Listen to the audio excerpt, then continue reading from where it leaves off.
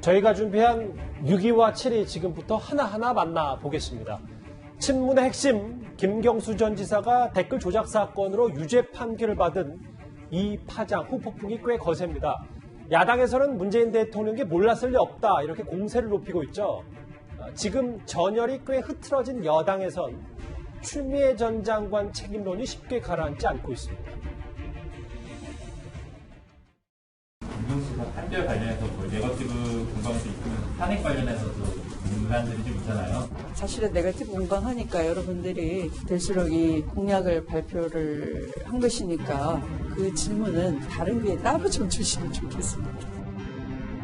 당대표의 추인 없이 경찰을 고발한다는 게 상식적으로 말이 안 되고요. 어쨌든 그걸 의도적으로 그렇게 하지는 않았겠지만 정무적인 판단이 매우 미흡이 없다고 생각이 들고요. 자살골 헤드트릭이라고 이야기했죠.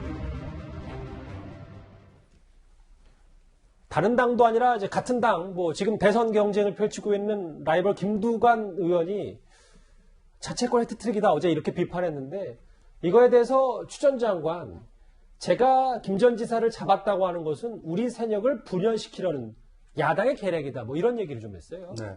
추미애 이 후보 입장에서 보면 상당히 좀 곤혹스러운 이 질문이고 상황이기 때문에 이 야당의 계략이다 이렇게 좀 피해가려고 하는 것 같습니다. 그런데 이 분명한 사실은 당시에 이 민주당 대표를 맡고 있던 추미애 대표가 이 온라인상에서 이렇게 여론 조작의 정황이 있으니 이걸 바로잡아야 된다라고 해서 당대표 지시 사항으로 이게 이제 그 고발 조치가 된 사항이기 때문에 이것에 대해서는 이 김두관 후보가 문제 제기를 한 것에 대해서 야당의 계략이라고 이렇게 단순하게 넘어가기는 좀 어려울 것 같습니다. 예. 아마 본 경선이 시작될 때에도 이거에 대한 어떤 진위 공방, 책임 공방은 계속될 가능성이 높다고 봅니다. 예. 사실 추미애 전 장관은요, 작년 국회에서도 이 드루킹 사건 수사 의뢰에 대해서 이렇게 말을 했었습니다. 준비된 듯한 댓글 조작단이 이를 확대 재생산하는 악의적인 프로세스도 진행되고 있습니다. 이를 방조하고 있는 포털에 그 책임을 묻지 않을 수가 없습니다. 허위사실 유포 및 부당한 인신공격 행위 등에 대해 철저히 추적해 단호히 고발 조치하겠습니다. 이 사건 수사 왜 진행이 됐습니까? 바로 여기 계신 추미애 장관이 더불어민주당 대표로 있을 때 수사 의뢰를 했기 때문에 특검까지 간 겁니다. 드루킹 사건에 있어서는 제가 당대표로서 수사 의뢰를 했다고 하는데 그것은 사실 왜곡이고요.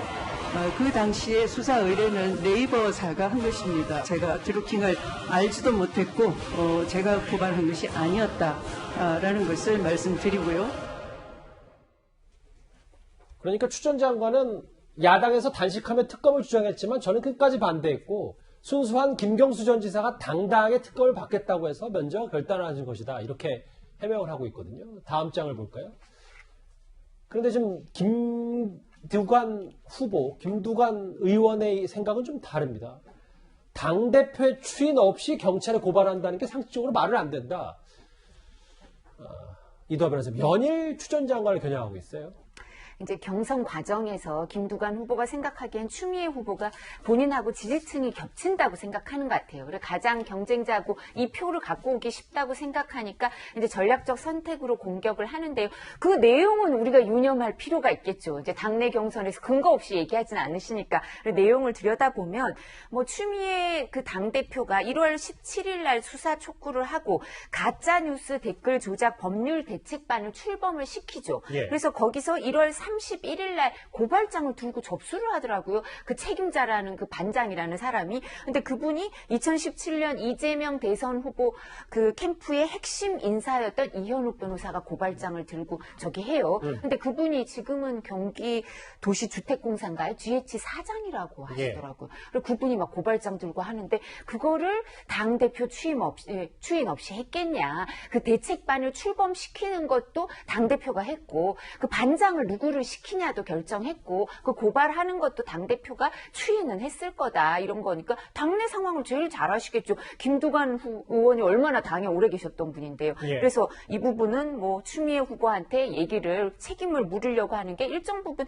근거는 있다. 추미애 후보한테 다 물을 수는 없지만 예. 그러니까 사실 당내 경선이 제일 무서운 게 노무현 탄핵, 윤석열 3파, 김경수 사퇴, 해트트릭이 모두 추미애 후보 때 탓이다 이러는데 저희도 그런 얘기 잘 못했는데 김두관 후보가 막 이런 얘기 다 하잖아요. 맞아요. 예, 당내 경선이 제일 살벌한 것 같습니다.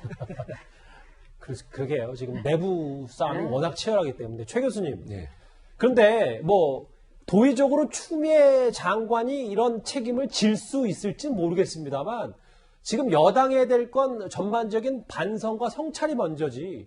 너 때문에 당신 때문에 지금 김경수 지사가 괜히 유탄 맞아서 지금 수감되게 됐다. 이렇게 비판하는 건 온당치 않지 않습니까? 저는 이렇게 생각해요. 추미애 그 당시의 대표가 그거를 수사하라고 강력하게 요청했던 이유가 뭡니까? 2018년에 평창 동계올림픽 때 여자 아이스하키 팀의 남북 공동으로 만들었잖아요. 팀을. 단일팀 만들었어요. 거기에 예. 대해서 문재인 대통령과 현 정부를 비판하는 그런 여러 가지 댓글들이 매크로 작업을 통해서 이루어진 게 발견이 됐고 그거를 비판하면서 얘기를 했던 거예요. 그럼 추미애 전 대표가 뭐 거기에 김경수 지사나 드루킹이 연루된 걸 알고 한 게 아니라고 저는 생각해요. 예. 그걸 알고 했겠습니까? 근데 그걸 수사하는 과정에서 이게 이제 나온 거잖아요. 예상치 못한 방향으로 흘러간 거죠. 그렇죠. 예. 근데 그러면 반대로 생각해서 그러면 김경수 전 지사와 연관이 있으니까 그거 덮어라. 하지 말자. 이렇게 하는 게 맞는 것인지 예. 당시에 대표로서 그 문제가 있으니 이 문제 해결하자고 나쁜 행동한 것에 대해서 문제를 제기한 거 이걸 가지고 지금 와서 공격하는 게 과연 맞는지 잘 모르겠어요. 저는. 그러니까 저는 이렇게 생각해요. 추 전 대표 입장에서 그 당시에 대표로서 그 상황에 대해서 얘기한 거고 이게 이렇게까지 파장을 몰고 올지를 모르고 있는 상황이었고 그런데 지금 이 상황에 대해서 추미애 전 대표가 책임을 져야 한다고 얘기하는 것은 이건 저는 너무 몰아붙이는 게 아닌가 이런 생각이 듭니다. 예. 그런데 추미애 전 장관과 함께 책임론이 함께 불거진 이 방송인 김어준 씨는 사법부를 공격하고 있습니다. 대법관 이분은 국정농단 재판에서 정유라의 말은 세 마리 말 있지 않습니까? 뇌물이 아니라고 판단했던 분이에요. 최순실의 말을 믿어준 거죠. 드루킹의 말은 신뢰하고 김경수의 말은 하나도 신뢰하지 않은 겁니다. 판결문을 다 읽어봤다면 판결이 진짜 이상하다고 해야 정상이라고 보는데 이동훈 재판관을 누가 임명했습니까? 문재인 대통령이 세운 김명수 대법원장이 추천했고 문재인 대통령이 임명했습니다. 이제 와서 판결이 자기들 마음에 안 든다고 해서 그렇게 매도하는 거는 진짜 법치주의, 사법 독립, 상권 분리 이거를 완전히 무시하고 이건 내 편이냐 내 아니냐. 예, 김근 교수님. 예. 뭐 이 비판 내용도 내용이지만 대법관의 실명을 거론하면서 비판한 것에 대해서도 꽤 여러 그 뒷말들이 좀 많더라고요. 그러니까 김어준 씨가 이제 친문 그 지지층의 이제 뭐 가장 뭐 대표적인 앞에 서신 분이라고 볼 수가 있고 그 친문 지지층들이 또 대부분 이런 그 반응들을 보이지 않습니까? 예컨대 김경수 지사가 1심에서 그때 법정 구속이 됐었습니다. 1심에서 법정 구속된 1심 판결에도 당시 성창호 판사라고 그래서 양승태 대법원장 사법농단에 연관됐다고 해서 난리가 났었어요. 맞아요. 그때는 민주당 현역 의원들까지 나서가지고 1심 재판부가 편향된 재판을 했다고 무지하게 비난을 했었습니다.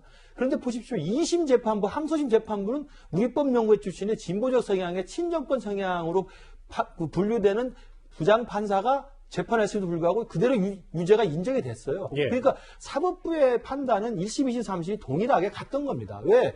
이건 진술을 편을 든 게 아니라 누구도 부인할 수 없는 명백한 디지털 증거와 명백한 증거가 있었기 때문에 판단을 한 거거든요. 그러니까 댓글 조작의 공범은 그럼요. 김경수 전 지사다. 근데 지금 김어준 씨 같은 경우는 3심까지 다 확정 판결이 났음에도 불구하고 이게 그것도 공중파 라디오 방송에서 제가 김어준 씨가 운영하는 개인 유튜브에서 저런 말 했다면 오케이, 내가 그래 지나갈 수 있습니다. 예. 그러나 지금 TBS의 라디오 방송을 진행하면서 그 이야기를 합니다. 대한민국 사법체계를 근본적으로 불신하고 대법원 판결을 내린 이동훈 판사의 실명까지 거론하면서 이분은 정유라 말만 듣고 김경수 말을 안 듣는다. 이게 말이 되는 이야기입니까? 그리고 거기에 또 열광하는 지지자들은 뭡니까? 저는 그래서 대한민국의 사법부에 대해서 정말 친문 지지층에 있는 분이나 김어준 씨 같은 경우는 자기한테 불리한 판결이 나오면 비난하고 자기에게 유리한 판결이 나오면 좋다고 이야기하는 거죠. 그렇다고 한다면 그게 어떻게 사법부를 독립을 인정해주고 대한민국 민주주의 유지할 수 있습니까? 저는 김어준 씨가 저렇게 하는 것 자체가 저는 제 개인적인 생각입니다만 본래 김경수 지사한테 돌아온 부메랑에 대해서 지금 감옥에 가게 한 게 최초의 촉발제는 추미애 대표 당고발 이전에 김어준 씨가 사실은 문제제기를 먼저 한 거 아닙니까? 예. 2017년 12월쯤에 저는 그래서 그런 죄책감 때문에 저렇게 더 강력하게 아닌가 저는 개인적인 생각이 듭니다. 뭐 여러 추론들을 좀 해주셨어요. 그런데 이두하 변호사님. 김어준 씨의 주장과는 달리 사실 특검은 이제 사실관계, 증거에 입각해서 여러 그 혐의들을 차곡차곡 쌓아왔다라고 얘기했는데 오늘 일부 보도를 보니까 지난 대선, 2017년 대선 전후로 1년여 동안 32차례나 김경수 전 지사가 먼저 연락했다. 이런 보도까지 나왔어요. 예, 그래서 UR을 해가지고 보내면서 이거 홍보해달라 그러면 이제 이 드루킹 쪽에서 바로 홍보해주겠다. 이렇게 연락이 서로 밀접하게 주고받는 게 이제 객관적인 증거로 나오고요. 그리고 지금 말씀하셨지만 1심 판사는 그 법정 구속시키고 김경수 지사에 대해서 공직선거법까지 이제 업무 방해 말고 공직선거법까지 유죄 선고하고 나서 뭐 사법농단에 관련됐다고 기소가 됐어요. 그래서 다 지금은 무죄 판결 받고 있는데 정말 이렇게 고생을 많이 하고 있는데요. 항소심 판사는 주심 판사는 안 바꿔요. 우리법 연구의 김땡땡 여성 판사인데 주심 판사는 안 바꾸지만 부장 판사는 한번 바꾸거든요. 네. 그래서 새 부장 판사가 와서 120만 그 댓글을 분석해서 이게 문재인 대통령한테 불리한 댓글도 있는 것 같은데 이게 그러면 과연 김경수 지사랑 관련돼 있는 거냐? 댓글을 다 분석해서 자료를 내라. 그래서 특검이 항소심에서 120만 건 다 분류해서 문재인 대통령한테 불리한 거는 한 7%, 8%밖에 안 된다. 그리고 대부분 이제 그 보수 쪽에 불리한 거다. 이렇게 분석해서 자료도 내고 디지털 증거에 있어서 판례로 남을 만한 판결이에요. 그러니까 이거 객관적인 증거가 없이는 뭐 좀 전에 말한 주심 판사 안 바꿨던 그 주심 판사가 이것도 이제 업무 방해 다 유죄로 인정했고요. 대법원에서도 유죄로 인정했으니까 1심, 2심, 3심 다 일관된 판결이었고요. 그리고 심지어 그 항소심 그 주심 판사한테는 대법원장이 항소심 선고 나고 나서 전화도 했다는 거 아닙니까? 그렇게 이게 사건이 관심이 많은 사건인데 뭐 어떻게 불리하게 알겠습니다. 하겠어요? 일단 김어준 씨와 관련해서 최근에 진중권 전 교수가 이런 평가를 내린 적이 있습니다. 화면 바로 만나보겠습니다. 꼴랑 남은 것은 그 이권 집단으로서의 진영만 남았다. 우리는 선이고 저쪽은 악이기 때문에 민주당에서 사망 선고를 해야 되는 거죠. 왜냐하면 개혁 안 돼요. 그 대통령 딱 있고 지금 민주당 당대표 누굽니까? 김어준이에요. 송영길이 아무리 해도 안 됩니다. 최근 서울시장 선거에서 뭐 일명 생태탕 논란이라든지 페라가모 논란이라든지 뭐 이런 부분부터 해서 이번에 드루킹 사건의 시작은 김어준 씨의 문제제기였다. 뭐 그럼에도 불구하고 여권 지지자들에게 영향력이 많기 때문에 여전히 이런 것들이 지금 여권이 넘어서야 할 혹은 뭐 넘어야 할 이런 문제라는 평가들이 좀 있는 것 같더라고요. 네.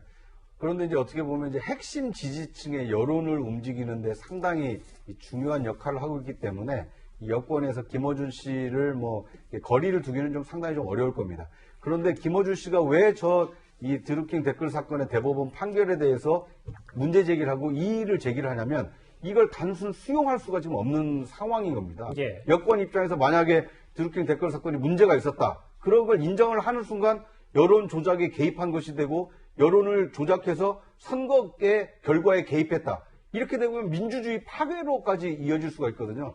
굉장히 이게 심대한 사건으로 비화될 가능성이 있기 때문에 이 대법원 판결에 대해서 김경수 지사가 억울하다. 이런 입장을 해야만 선거 개입이나 아니면 민주주의 파괴로까지 가지 않기 때문에 저런 여론전을 좀 펼치고 있는 게 아닌가 하는 생각이 듭니다.